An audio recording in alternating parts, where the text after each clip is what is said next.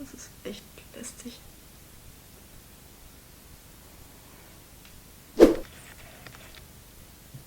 Hi, ich habe schon länger kein Video mehr gemacht.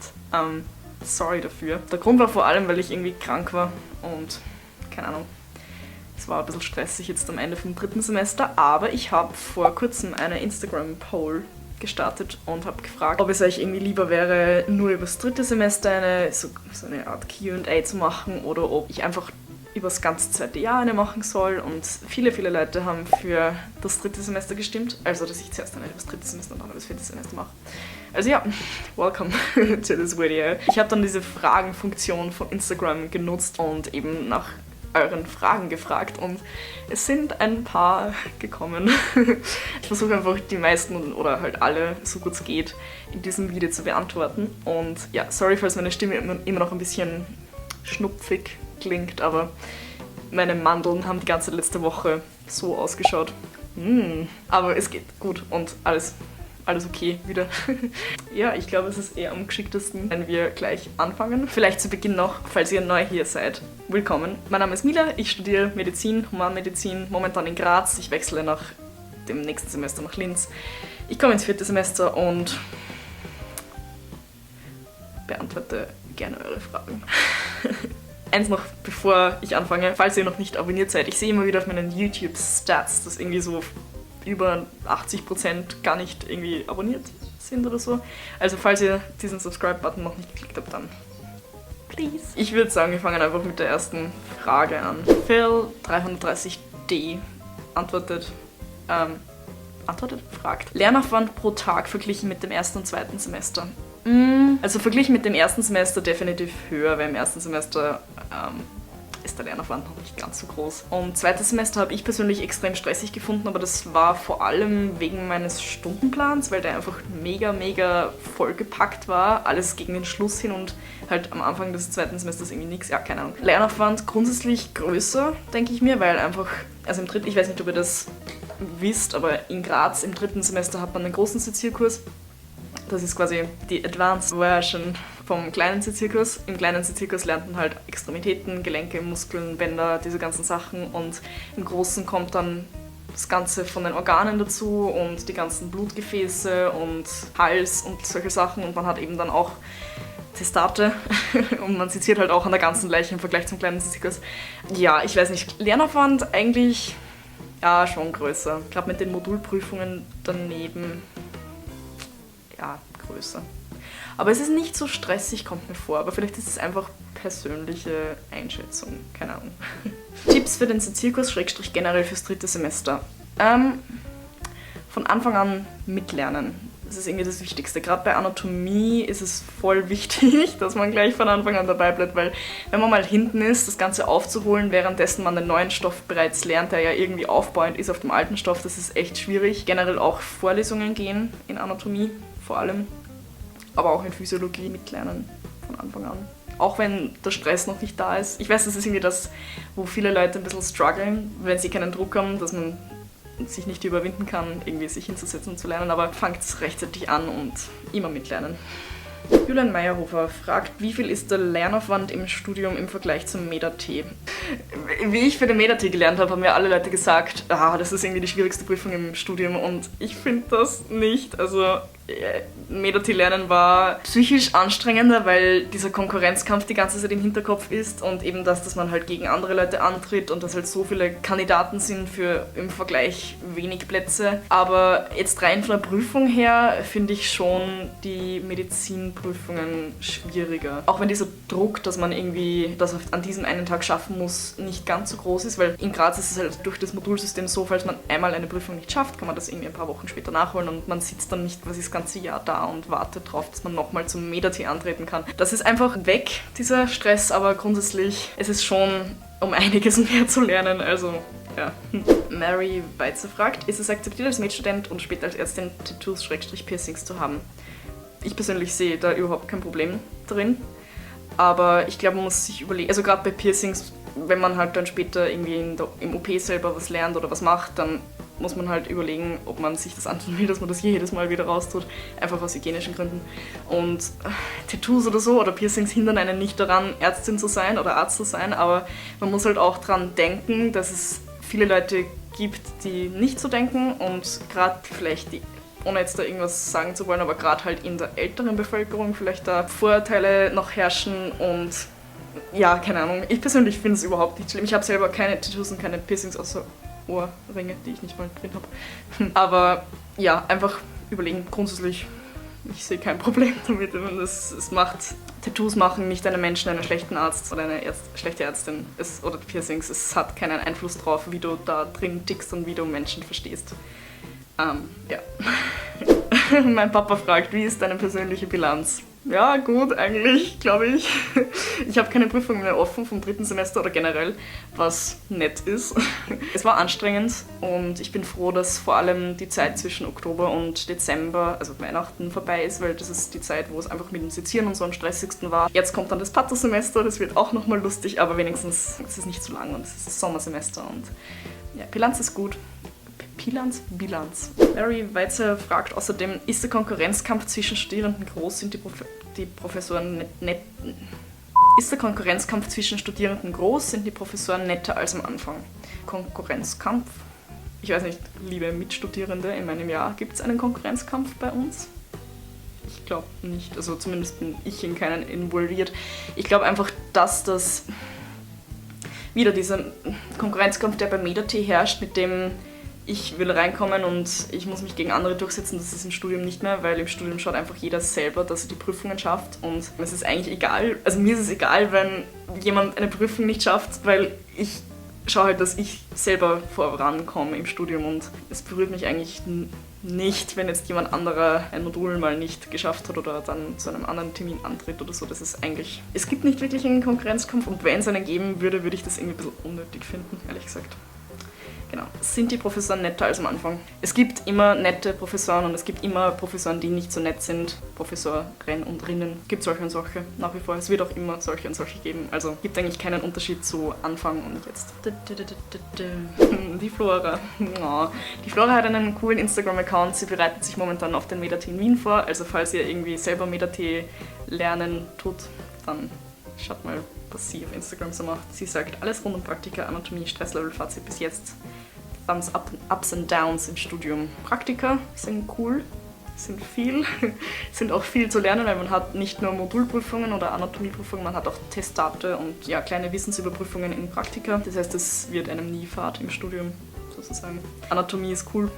Anatomie ist echt cool. Ich bin fast ein bisschen traurig, dass ich jetzt nicht mehr Anatomie habe. Es war echt, also Sezieren war super und die Prüfungen waren auch okay, eigentlich, meiner Meinung nach. Ich habe es immer gern gelernt, also, keine Ahnung. Stresslevel, groß, sehr groß. Es ist einfach dadurch, dass wir konstant irgendwelche Prüfungen oder Testate zu schreiben oder zu absolvieren haben, hat man immer, also man kommt nie so wirklich zur Ruhe, also zwischen Oktober und Weihnachten. Einmal war ich in England, Anfang November, da war ich ziemlich entspannt, weil da habe ich irgendwie nicht so wirklich Prüfungen gehabt. Und dann das nächste Mal Weihnachten. Aber zwischendurch geht es einfach immer dahin mit Prüfungen und so. Also Stresslevel ist irgendwie so konstant so und dann, wenn eine große Prüfung ist, ist es mal da oben und dann sackt es wieder ab, aber es ist nie kein Stress eigentlich. Fazit bis jetzt, coolstes Studium ever. Thumbs ups and downs im Studium. Thumbs up ist definitiv die Tatsache, dass ich auf einen Beruf zugehe, der in meinen Augen eigentlich der für mich persönlich coolste Beruf der Welt ist. Thumbs down vielleicht, gerade in der Vorklinik, also man hat einfach keine Zeit für irgendwas. Also ich habe mit dem Tom, mit einem meiner besten Uni-Freunde, mal geredet, dass wir kennen uns gut, wir sehen uns jeden Tag auf der Uni und sind auch irgendwie viel beieinander als Studierende, aber wir machen voll wenig außerhalb von Uni-Geschehen und das ist halt irgendwie schade, weil man hat keine Zeit dafür. Es gibt keine Zeit für irgendwelche tollen, großen Freizeitaktivitäten, außer man nimmt sich die Zeit und lässt was anderes dafür ausfallen, aber wenn man jetzt irgendwie sagt, ich möchte trotzdem in alle Vorlesungen gehen und ich möchte trotzdem irgendwie mich gut vorbereiten und ich nehme meine Prüfungen richtig ernst, dann ist es schwierig, da irgendwie was reinzuzwicken, sage ich jetzt einmal so. Das ist halt in der Vorklinik so. Ich hoffe, dass in der Klinik, also in den nächsten 3 Jahren, nach dem zweiten Studienjahr, dann die nächsten 3 Jahre, dass das irgendwie besser wird, aber mal schauen. Does an apple a day keep the doctor away? Yes, Daniel, eat your fruit. Mary Lou the Whale, hast du während deines Studiums deine Studienwahl doch noch in Frage gestellt? Studienwahl in Frage gestellt eigentlich nicht. Aber ich habe mir gerade im letzten Semester und dann auch im zweiten Semester, wie es dann so schön draußen war, und ich meine WG-Kolleginnen draußen gesehen habe, wie sie halt irgendwie nichts tun und in der Sonne liegen und, keine Ahnung, chillen, und ich muss halt lernen. Also ich habe mich dann doch öfters gefragt, wieso tue ich mir das eigentlich an, und dann ist mir wieder in den Sinn gekommen, hey, ich werde Ärztin, und das war dann wieder, wäre das stärker. Also ich habe es eigentlich nie in Frage gestellt, nein. Tashi Wade? Sorry. Wie sieht es aus mit Freizeit, beziehungsweise wie viele Stunden lernst du so am Tag, / in der Woche? Freizeit? Sorry, what? Ich lerne eigentlich den ganzen Tag während der Vorklinik. Also wirklich, ich stehe in der Früh auf, dann gehe ich Vorlesung, dann ist Vorlesung, dann mache ich Mittagspause und dann setze ich mich hin und lerne. Oder ich habe ein Praktikum und das geht dann halt so dahin bis am Abend und ist vielleicht nicht so gesund von der Work-Life-Balance her, aber es geht fast nicht anders. Und auch am Wochenende, also gerade am Wochenende habe ich keine Vorlesungen oder Kurse, aber ich stehe halt da auch irgendwann in der Früh auf und dann fahre ich entweder ins ZMF, das ist das Zentrum für medizinische Forschung am LKH-Campus in Graz. Das ist so ein Lernzentrum. Und dort bin ich halt dann irgendwie den ganzen Tag und dann fahre ich heim und was essen und dann lerne ich weiter. Also ich kann es gar nicht so sagen, Stunden in der Woche, aber halt irgendwie die ganze Zeit. Wie viel Liter Mate-Tee muss man pro Woche / Semester einplanen, um das Semester zu überleben? Ich glaube, du meinst Clubmate. Und die Antwort darauf ist sehr viele Liter. Sehr, sehr viele Liter. Oh Gott. Der Grund dafür ist, okay, Clubmate hat Koffein. Und wenn ich mir für die Menge an Koffein, die in einer Club-Mate-Flasche drin ist, die gleiche Menge an Kaffees kaufen müsste, würde mich das, glaube ich, das 10-fache kosten. Und Club Mate ist cool und lecker. Und ja, keine Ahnung. Es ist irgendwie so, ich weiß nicht, ob alle Studenten so sind, ich bin mir sicher, das ist nicht so. Aber gerade in meinem Freundeskreis, beziehungsweise eigentlich der Tom und ich, wir leben ein bisschen von Club Mate. Gerade wenn es so richtig stressig ist. Und der Tom hat einmal sogar alle leeren Club Mate Flaschen bei sich im Studentenheim gesammelt und sein ganzes Regal war dann irgendwie nach kurzer Zeit voll mit Club Mate Flaschen. Also ja, plant viele Liter ein. Es kostet, glaube ich, 1,55 € pro Flasche oder so. Aber keine Ahnung, es ist cool. Es ist ein cooles Getränk und es schmeckt gut. Was war bisher das schwerste Thema im 3. Semester? Ich glaube, das ist voll schwierig zu sagen, weil es einfach so viele verschiedene Themenbereiche gibt. Aber jetzt zum Beispiel bei Anatomie, was am schwierigsten oder nicht am schwierigsten, was am kompliziertesten eigentlich zu lernen war, war der Stoff fürs Kopf-Hals-Testat, also nicht Kopf-Hals, sondern fürs Halstestat, weil es einfach kompliziert war. Und ich habe brusttestiert, das heißt, ich habe eigentlich da nicht wirklich viel gemacht, ich habe eher nur da und dann halt da seziert. Ja, Halstestat, aber auch das macht irgendwie Sinn, wenn man sich es dann an der Leiche selber anschaut und halt die Strukturen verfolgt und wie, keine Ahnung, und halt dann herumzieht und dass man halt sieht, ja, okay, wenn ich da ziehe, dann ist dann ja was Vagus oder was auch immer. Von den Physiologieprüfungen EM7, Herz- und Respirationstrakt, Herz-Kreislauf, war ein bisschen kompliziert manchmal, aber auch das eigentlich also rückblickend gesehen, das ist nicht so super schwer. Es war halt einfach irgendwie, ja, keine Ahnung, blöd zum Lernen manchmal. Von den Praktika her. Ich weiß nicht, ich glaube, wenn man einfach irgendwie probiert, dass man es gut versteht und wenn man sich genug Zeit nimmt für die Vorbereitung, dann ist es nicht so wirklich schwer. Es ist halt nur zeitaufwendig und die Zeit muss man halt investieren. Am meisten nervös war ich eigentlich, glaube ich, vor meinem Anatomie-Endtestat, aber das war nicht, weil halt der Stoff so schwierig war, sondern weil ich mir selber so einen Druck gemacht habe. Also ich habe Anatomie immer ziemlich gute Noten gehabt und ich habe halt dann irgendwie mir gedacht, okay, ich will jetzt am Endtestat wirklich eine gute Note haben und das hat dann funktioniert, aber es war halt irgendwie so ein persönlicher Druck. Aber so richtig schwierig war es auch, ich weiß nicht.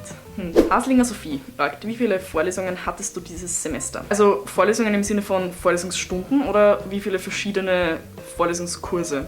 Weil Vorlesungskurse habe ich habe dieses Semester 3 Module gehabt, also jeweils dann eben die Vorlesungen dazu und dann Anatomie-Vorlesungen, mehr oder weniger die ganze Zeit zwischen Oktober und Weihnachten und sonst eigentlich keine Vorlesungen, sonst halt nur praktische Kurse. Aber ich kann euch meinen Stundenplan zeigen. Ich weiß nicht, ob man das so toll sieht, aber diese gelben Teile da, das ist immer Vorlesung und da ist dann gelb und das rote ist auch Vorlesung. Also alles, was am Vormittag ist, ist Vorlesung. Das geht halt dann so dahin. Da nochmal da, Montag und dann wieder November, die ganze Zeit Vorlesungen, Dezember, das waren Weihnachtsferien und dann halt da die ganzen gelben wieder Physiologie-Vorlesungen. Ja, keine Ahnung, also viele Vorlesungen. Es ist irgendwie so, ich kriege von meinen WG-Kolleginnen mit, die haben irgendwie so jeden Tag einen Kurs, vielleicht. Und dann zweimal in der Woche 1,5 Stunden Vorlesung. Und ich habe schon mal einen halben Unitag Vorlesung und dann Praktika. Und das ist schon anstrengend manchmal, aber zurück zu den Questions. Findest du das Prüfungssystem in Graz besser als in Wien? Also ich habe noch nie in... Hello? Can you please switch back to normal lighting? Thanks. Ich habe noch nie in Wien studiert, Medizin. Also ich habe noch nie in Wien Medizin studiert, das heißt, ich weiß nicht genau, wie das Prüfungssystem dort ist. Aber ich weiß, dass es Jahresprüfungen gibt, das ist SIPS. Und das ist halt irgendwie ein großer Unterschied zu Graz, weil in Graz gibt es Modulprüfungen. Das heißt, wir haben alle 5 bis 6 Wochen eine schriftliche Prüfung. Ich persönlich glaube, dass es, also für mich zumindest, für den Lerntyp, der ich bin, ist es so wie es in Graz und später auch in Linz ist, definitiv besser, weil so fällt dieser extreme Stress am Ende des Semesters weg. Man kann auch ein bisschen nachhaltiger lernen, glaube ich, weil man, wenn man nicht so auf einen Termin hinlernt und wenn man halt den dann nicht schafft, dann, weiß ich nicht, steht man ein Semester oder so. Ich weiß nicht genau, wie es ist. Aber ich glaube, ich finde es in Graz besser. Danke, Romy, wenn ihr in Wien studiert. Ich persönlich finde es in Graz besser. Aber keine Ahnung. MediFuture fragt, wie viele Prüfungen hast du insgesamt gehabt? Viele, sehr viele. Also wie gesagt, ich habe 3 große Modulprüfungen gehabt und dann 4 Anatomie-Testate und zwischendurch die ganzen Praktika-Testate. Das waren sicher, Moment, ich schaue schnell mal nach. Also ich habe zum Beispiel in einem Pflichttrack, wie die Kurse bei uns heißen, habe ich 23 Testate gehabt, übers Semester verteilt. Und dann im Oktober, wie wir noch Molekularbiologie und so gehabt haben, habe ich 7 Untertestate gehabt. Und das geht halt so die ganze Zeit dahin und man muss halt dann auch Sachen vorbereiten und so weiter. Also ja, viele. Ich habe grundsätzlich sicher jede Woche mindestens ein Testat oder eine große Prüfung gehabt. Gerade vor Weihnachten war es echt stressig, weil da war irgendwie alle 1,5 Wochen war irgendwas Großes. Und das ist halt, das geht auf die Substanz, aber ich glaube Florian, oder? Florian Abel? Keine Ahnung. Ist es möglich, neben dem Med-Studium einem Studentenjob nachzukommen? Also ich kenne schon Leute, die arbeiten. Ich bewundere diese Leute, weil gerade in der Vorklinik ist es mega stressig, weil man eben so viel Zeit auf der Uni allein verbringt und dann auch noch mit dem Lernen, halt, du brauchst halt auch Zeit fürs Lernen und ich kenne, also eine Freundin von mir geht arbeiten, nebenbei, nur ein paar Stunden in der Woche, aber sie geht halt dann auch dafür irgendwie keine Vorlesungen und ja, es muss jeder für sich entscheiden, aber ich glaube in der Klinik, also in dem Abschnitt von Jahr 3 bis Jahr 5, da kann man schon daneben arbeiten gehen, denke ich mir, aber in der Vorklinik an und für sich finde ich es stressig, aber ja, es kommt halt drauf an, auch ob man arbeiten gehen muss oder nicht. Sophia Pialia. Das ist die Anna, eine Studienkollegin von mir. Wie bekommt man Embryologie in seinen Kopf? Gar nicht. Bilder lernen ist am besten. Das hat mir bei PM8, also PM8 ist die Prüfung Urogenitaltrakt, Embryologie und Endokrinologie. Und gerade für Embryo ist es irgendwie wichtig, dass man mit Bildern lernt, so wie sich das alles auseinanderstülpt und entwickelt und abschnürt und Bilder. Sie hat mir das geschrieben zu dem Zeitpunkt, wo wir alle für PM8 gelernt haben. Darum finde ich das gerade lustig, aber ja. Hey Anna, Mona Sophia, deine Fächer. Dieses Semester habe ich gehabt Gastrointestinaltrakt und Stoffwechsel, Herz-, Kreislauf- und Respirationstrakt, Urogenitaltrakt, Embryologie, Endokrinologie, klinisch-topographische Anatomie, Zirkus und die Leitungsbahnen dazu, praktische Einheiten molekularbiologisch und so Biochemie und dann auch noch praktische Einheiten zur Histologie, Physiologie und Physiologie. Okay. Praktische Einheiten zur Histologie und Physiologie. Und dann auch noch so einen Progress-Test, aber der gilt irgendwie nicht wirklich, weil da kriegt man nicht mal eine Note drauf. Also, ja. Leon fragt, are you dead inside already? I guess so. Ich glaube, dadurch, dass Medizinstudenten gerade in der Vorklinik so viel zu tun haben, verschwinden sie ein bisschen so von der Bildfläche mehr oder weniger. Aber I'm still alive. But thanks for asking. Victoria fragt, was ist das Anspruchsvollste am Med-Studium? Organisiert zu bleiben, also konstant organisiert zu bleiben und der eigenen Organisation auch zu folgen. Das ist, glaube ich, eine Challenge für viele. Grundsätzlich ist es nicht so, also es ist schon anspruchsvoll und Medizin ist schon schwierig, aber es ist jetzt nicht so komplett unschaffbar. Man muss einfach gut organisiert sein und alles früh genug machen und ein bisschen Grips einsetzen bei Prüfungen und sich nicht komplett blöd anstellen. Absichtlich. Ja. Also was wirklich anspruchsvoll sein kann, ist, wenn man keine ruhige Hand hat und sezieren muss. Aber das ist halt, ja, das kann man halt nicht umstellen. Man hat's oder man hat's nicht. Ich habe eine ruhige Hand, falls sich das jetzt wer gefragt hat. Außerdem fragt sie, kann man auch ohne Lerngruppen durchkommen? Ja, kannst du. Es ist vielleicht manchmal ein bisschen schwieriger. Sorry, ich bin gerade fast umgefallen. Man kann ohne Lerngruppen durchkommen. Es ist teilweise auch nicht so gut, in Lerngruppen zu lernen. Oder teilweise ist es auch irgendwie besser, in Lerngruppen zu lernen. Es kommt voll darauf an, was du gerade lernst. Also ich habe gefunden, in Anatomie bringt es überhaupt nichts, wenn man sich gemeinsam etwas quasi von Null auf in Lerngruppen erarbeitet, weil man das einfach auswendig lernen muss. Aber wenn man dann schon mal gelernt hat und das alles nochmal durchgeht... Aber wenn man alles schon gelernt hat und dann alles nochmal gemeinsam durchgeht, dann ist das schon irgendwie gut für so das Festigen vom Stoff, den man gerade irgendwie gelernt hat. Es kommt darauf an, was für ein Lerntyp du bist. Es kommt darauf an, wie die anderen organisiert sind und wie sie ihre Vorbereitungen treffen für Prüfungen. Und wie gesagt, es kommt darauf an, wie du besser lernst. Alice Anatomy. Wie lange hast du für alle Tests gelernt und wie war es zwischen Prüfungen? Also Tests habe ich jetzt, ich glaube, du meinst so die praktischen Testate, also die Testate in den Praktika. Da habe ich unterschiedlich, vielleicht sagen wir, zwischen 3 Tage und dem Morgen davor gelernt. Das ist teilweise einfach wirklich stressig. Wenn man jeden Tag Prüfungen in der Woche hat, ist es oft einfach so, dass man, wie soll ich sagen, ein bisschen pragmatisch dran herangehen muss. Dran herangehen.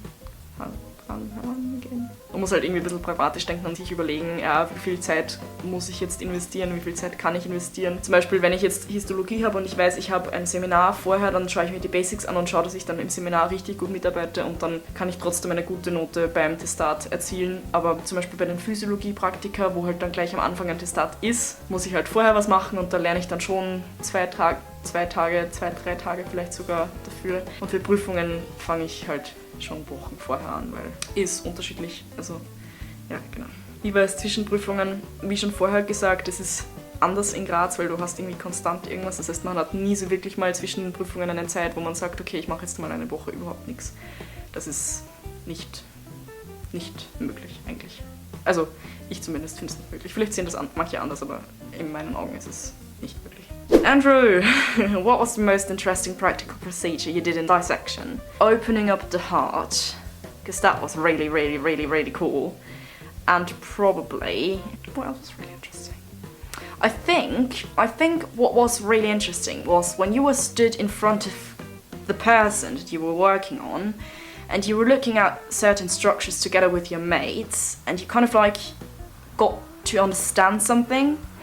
That was always a really interesting experience because you actually knew what you were looking at. So yeah, that and opening the heart. Was war bisher das Schlimmste oder wovor hattest du am meisten Angst? Ich habe eigentlich nicht wirklich Angst im Studium. Ich habe eher nur einfach Respekt oder Stress. Wie schon vorher erwähnt, ich glaube, das, wo ich am meisten nervös... Ich bin selten nervös vor Prüfungen, es ist eher meistens so ein Lampenfieber und wenn ich dann in der Prüfung selber drinstehe, dann ist es irgendwie weg. Also, keine Ahnung. Am meisten nervös war ich vor meinem Endtestat im Jänner, also so Mitte Jänner. Ich weiß nicht, vielleicht die Modulprüfungen, die Physiologieprüfungen, weil die sind irgendwie in meinen Augen immer am unberechenbarsten. Da weiß man nie so wirklich, was eigentlich so auf einen zukommt. Keine Ahnung. Es kommt auch wieder drauf an. Die Anatomieprüfungen sind alle mündlich und wenn dir das liegt, dann ist es eigentlich nicht wirklich so zwingend notwendig, dass man dann nervös sein muss. Aber das Problem halt bei den Anatomieprüfungen ist, dass du eigentlich nicht weißt, wer dich prüft bis zu dem Zeitpunkt, wo dein Prüfer vor dir steht. Und da gibt es halt auch nettere und weniger nette. Hört ihr das? Ich hab keine Angst im Studium, ich habe eher nur Respekt. Zumindest rede ich mir das ein. Lina Kapper fragt, wie war es für dich? Cool, aber anstrengend. Was hat dir bis jetzt am meisten Spaß gemacht und worauf freust du dich schon? Am meisten Spaß gemacht hat mir eigentlich alles mit Anatomie, weil ich einfach Anatomie mag.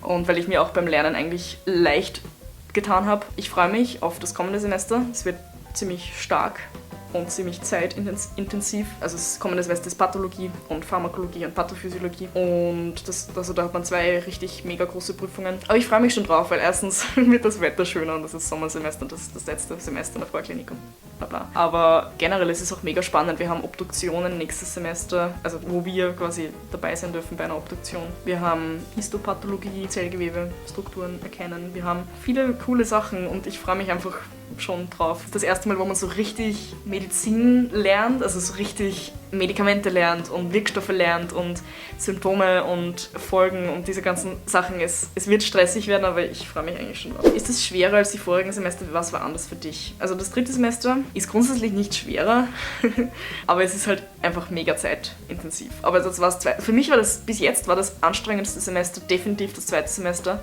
Keine Ahnung, was war anders für dich?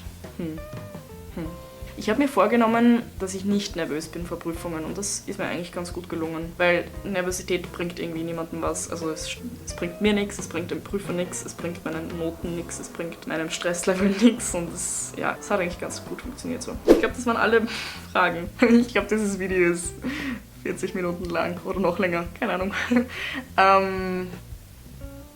Das war's, schätze ich. Ich hoffe, es hat euch gefallen. Sorry, falls ich irgendwie so bla bla gemacht habe. Aber ja, keine Ahnung, falls euch dieses Video gefallen hat, dann gebt mir doch ein Like unten. Ich wollte eigentlich, ich habe jetzt momentan Semesterferien, ich wollte eigentlich Videos vorproduzieren fürs vierte Semester, weil ich nicht so viel Zeit haben werde, wirklich aktiv Videos zu machen. Aber nachdem ich jetzt eben krank war und irgendwie nicht wirklich reden konnte, aufgrund meines Halses, habe ich das nicht so wirklich geschafft. Also sorry, falls im nächsten Semester ein bisschen weniger Videos kommen, aber ich muss einfach schauen, dass ich in der Uni dran bleibe. Und das hat für mich immer noch Vorrang. Also ja, ich hoffe, ihr versteht das. Wir sehen uns bald. Bye bye.